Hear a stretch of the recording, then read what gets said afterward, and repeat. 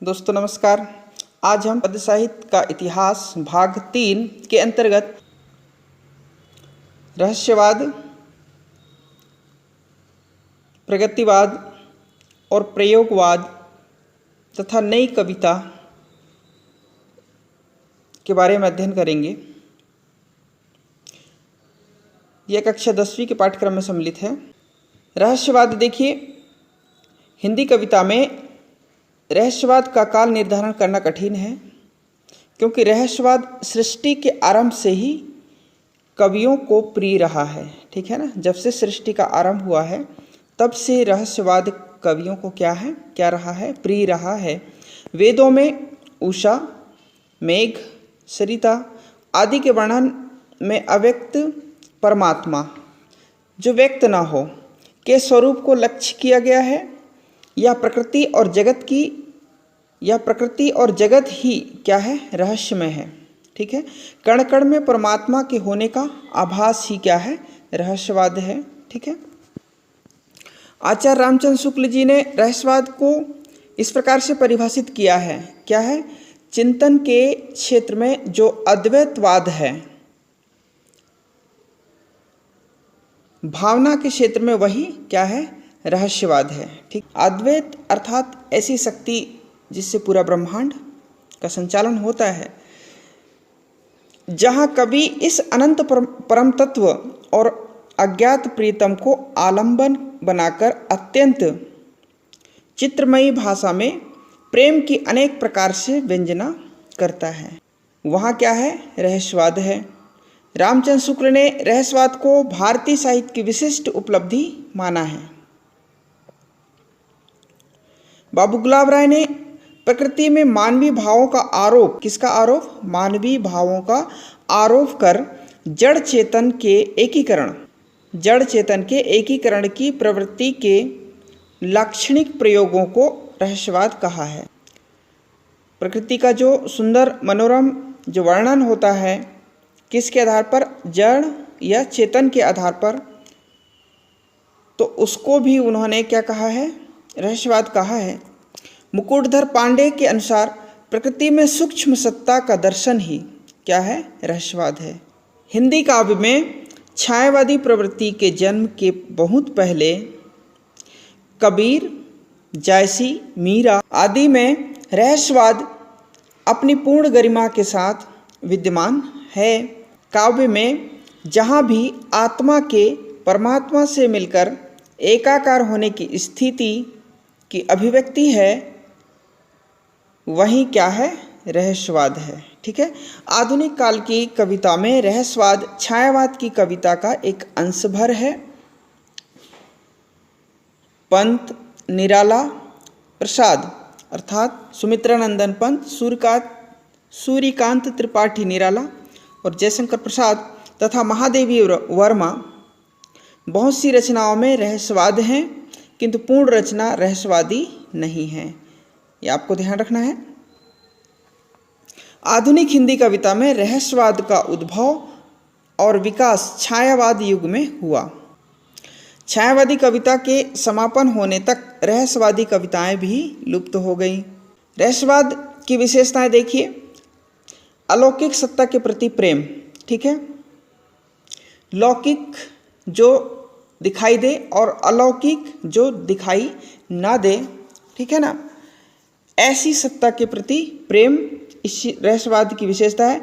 इस युग की कविताओं में अलौकिक सत्ता के प्रति जिज्ञासा, प्रेम और आकर्षण के भाव व्यक्त हुए हैं।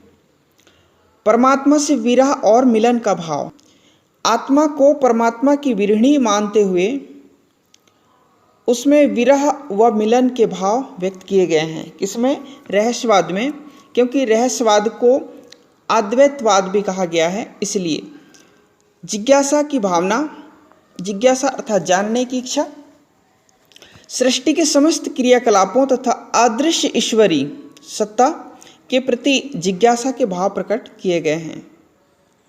जो दिखाई नहीं देता है उसके प्रति भी प्रेम का भाव यहाँ पर व्यक्त किया गया है। प्रतीकों के माध्यम से भावाभिव्यक्ति की गई है।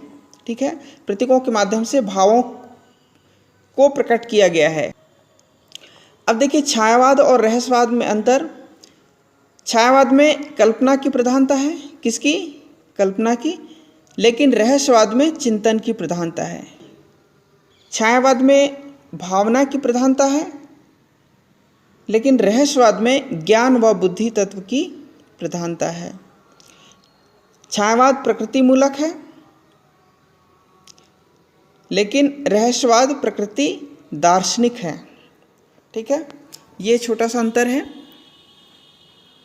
कई बार पूछ लिया जाता है, आपको ध्यान में रखना है। उत्तर छायावाद देखिए, इस काल में प्रेम और रोमांस की एक कविता धारा चली थी, जिसमें हरिवंश राय बच्चन, गोपाल सिंह नेपाली, रामेश्वर शुक्ल, अंचल, हरिकृष्ण प्रेमी आदि मुख्य हैं। इनमें एक सीमित क्षेत्र में अनुभूतियाँ व्यक्त की गई हैं। इस तरह की प्रवृत्ति ज़्यादा नहीं चली। इन कवियों के काव्य में श्रृंगार, यौवन तथा प्रकृति का चित्रण बहुतायत से मिलता है। इनके काव्य में छायावाद के विकास के लक्षण दिखाई देते हैं। किसके?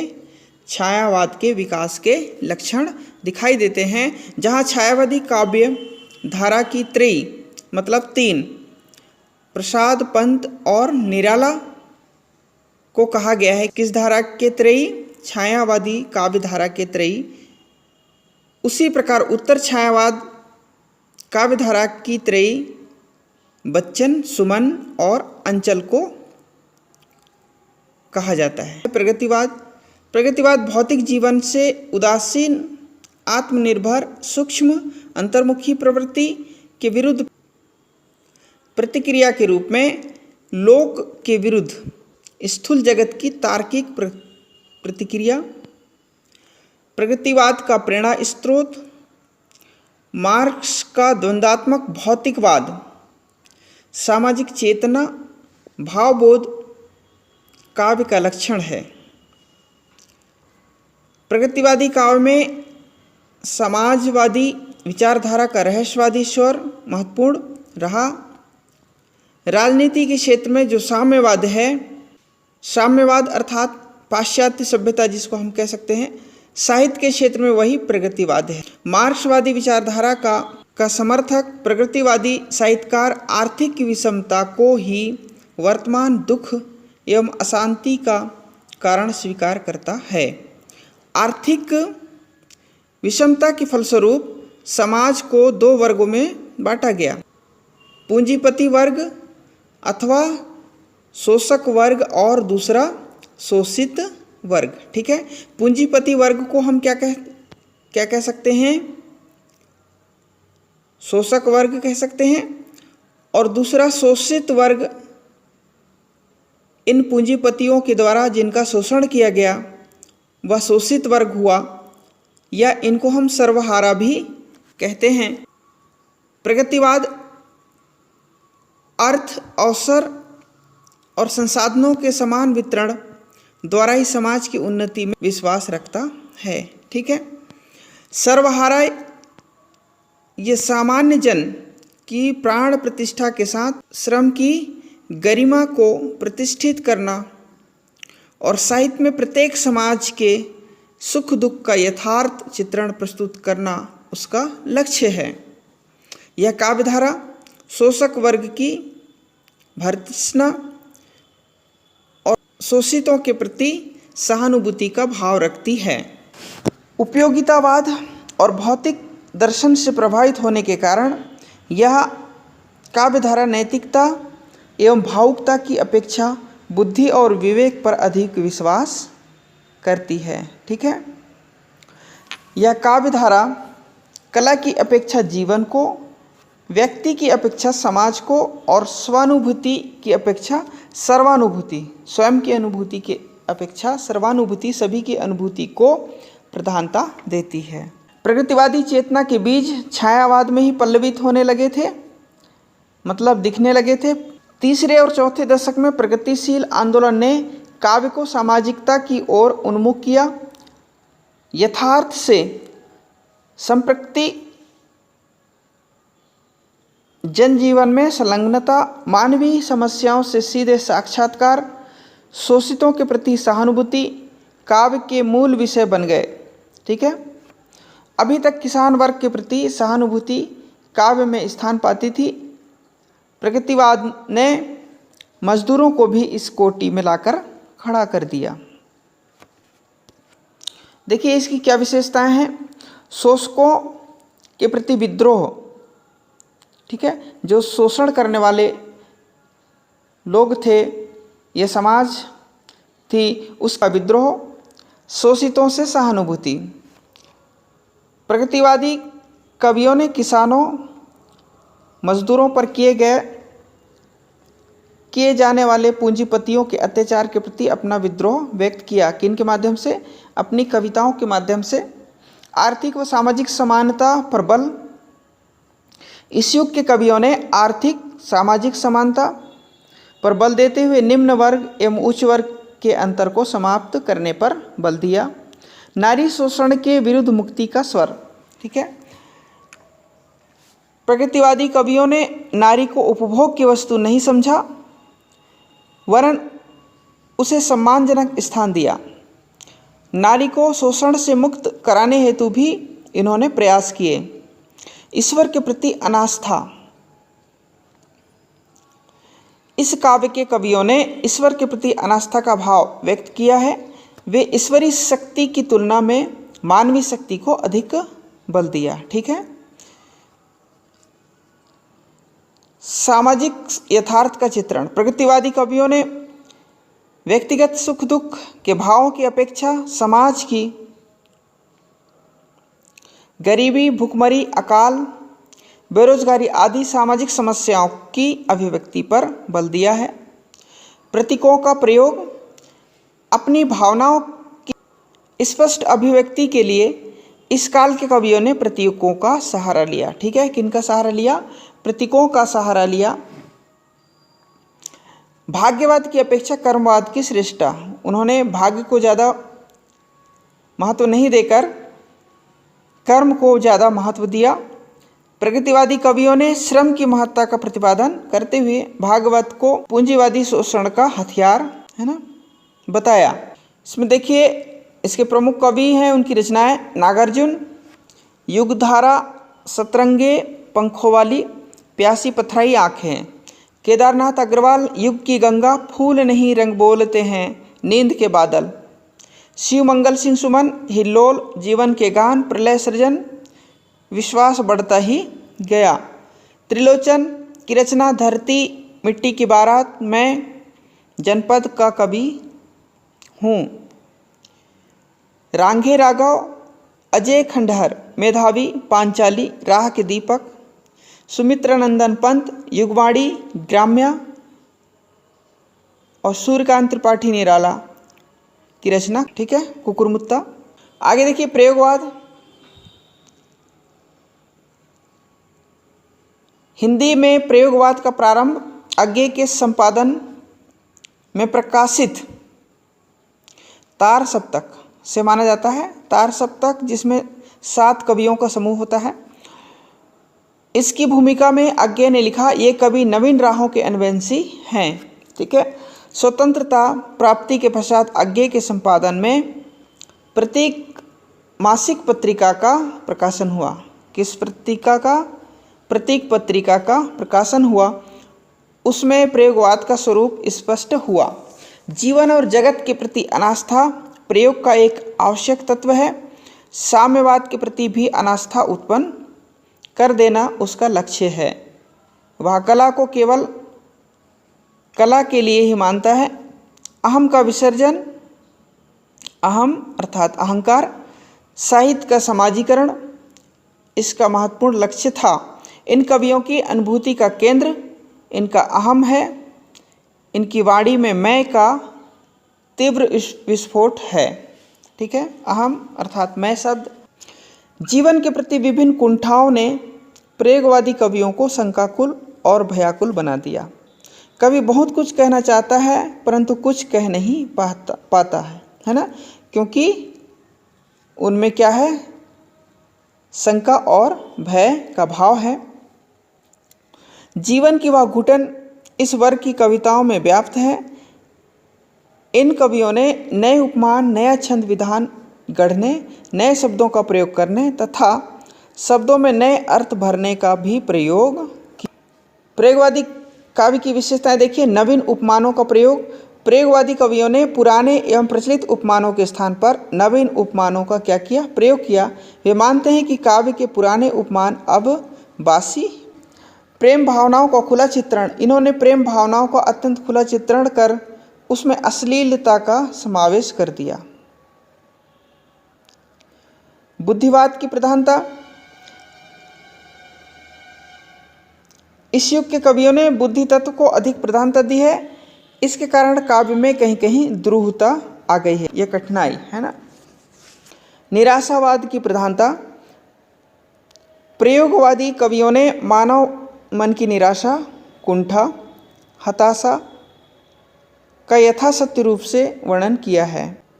लघु मानववाद की प्रतिष्ठा। इस काल के कवियों ने मानव से जुड़ी प्रत्येक वस्तु को प्रतिष्ठा प्रदान की है, सम्मान प्रदान किया है तथा उसे कविता का विषय बनाया है।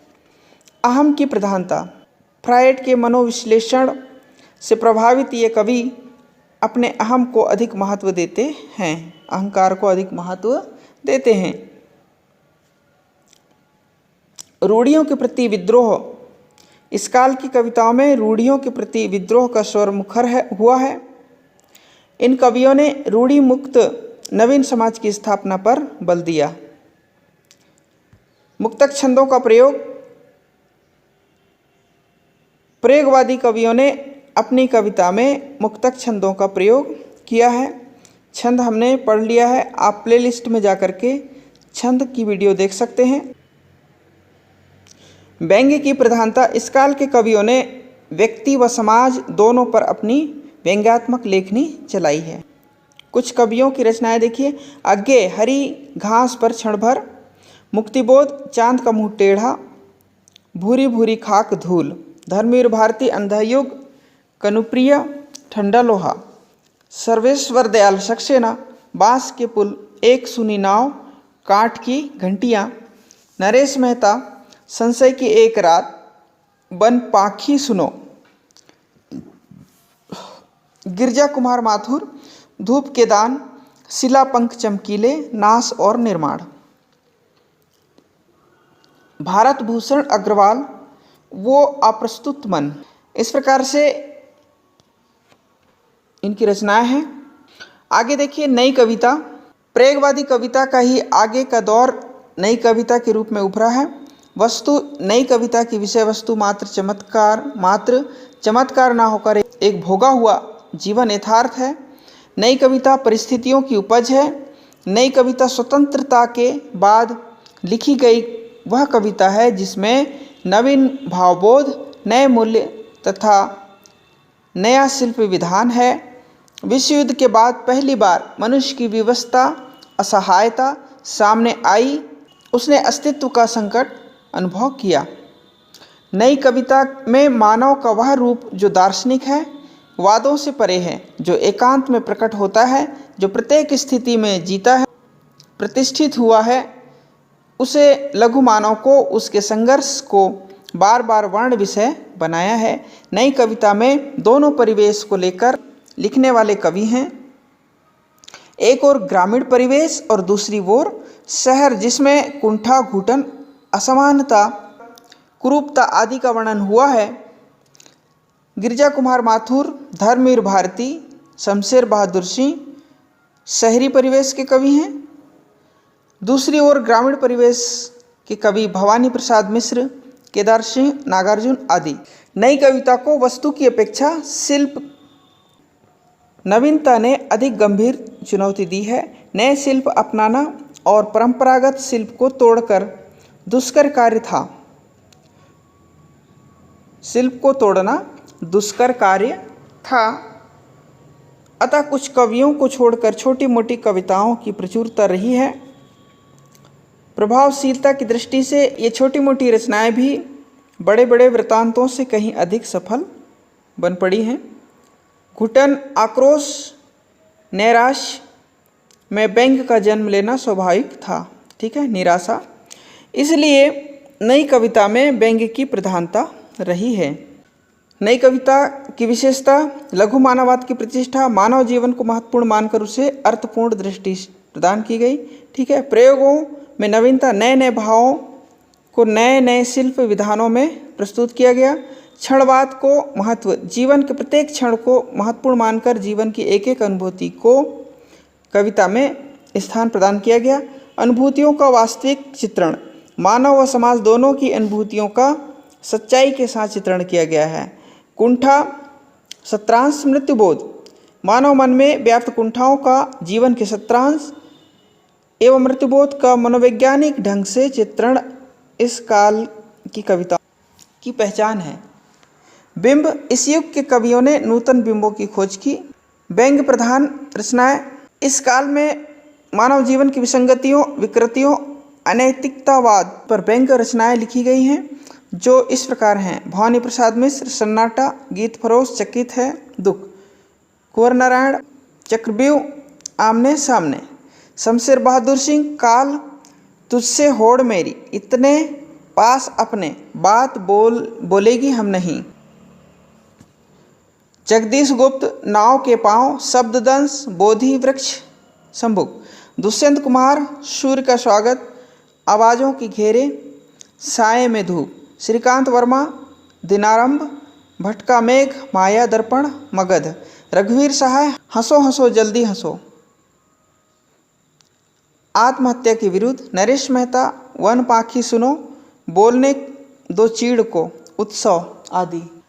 इसी के आगे नवगीत।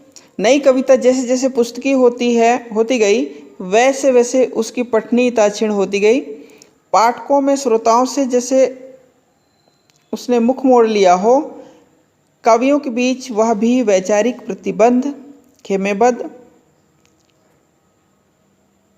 चंद श्रोताओं के बीच सुनने और पढ़ने तक सीमित हो गई।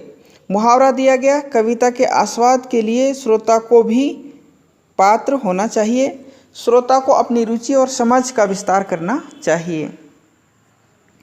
कविता के प्रति बढ़ती हुई वितृष्णा को कवियों और गीतकारों ने भी अनुभव किया है।